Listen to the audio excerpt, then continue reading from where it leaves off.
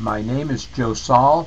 I'm an adoptee, a psychotherapist, and the author of Adoption Healing: A Path to Recovery.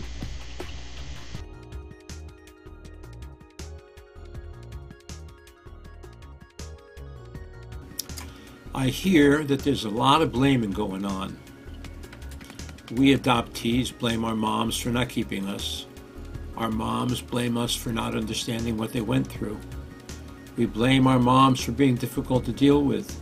Our moms blame us adoptees for being difficult to deal with. Our moms blame themselves for not keeping us. We blame ourselves for screwing up our relationship.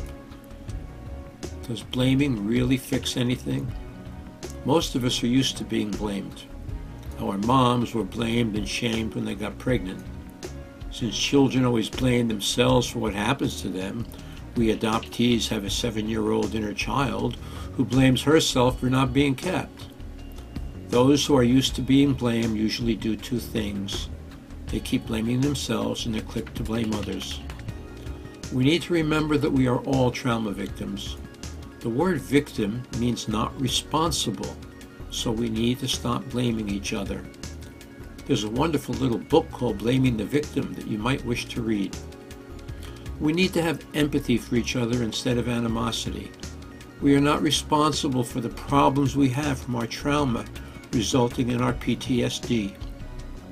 We are responsible for working on our problems, but that takes time, and we need to allow for the fact that some of us can face our pain quicker than others. And remember that trauma is not negotiable. Our moms often have an inner child who is very angry at her lost child for being the way she is. We adoptees always have a 7-year-old who is angry at not being kept.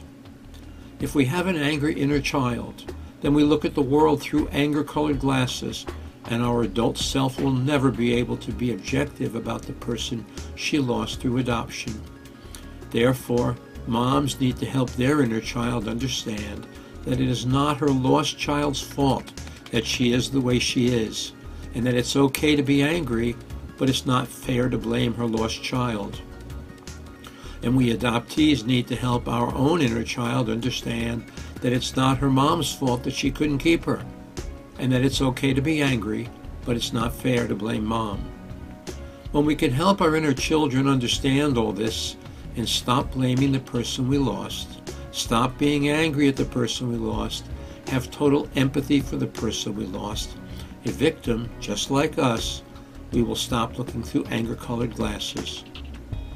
We must remember that just because we are ready to face our pain, it does not mean that our mother or child is ready. The fact that they do not call or write or answer our attempts at communication does not mean they don't care. It's not rude or disrespectful. It's a sign of their terror of facing their pain of losing you. Terror is not negotiable, and we must respect their terror. Try to remember the you who existed before you started to face your pain. Think about why you didn't do it sooner. Do you remember your terror? One of my favorite professors said that each of us does everything exactly on time for us. Our mother or child is doing it exactly on time for them. We must not blame them for being on their own schedule. They have no way to change it. It's their schedule. Be patient with them and yourself, and do not blame them or yourself. I think there is often one more hidden dynamic. If we can keep blaming the other person, making them bad, then we devalue them, and therefore the loss is not such a big deal.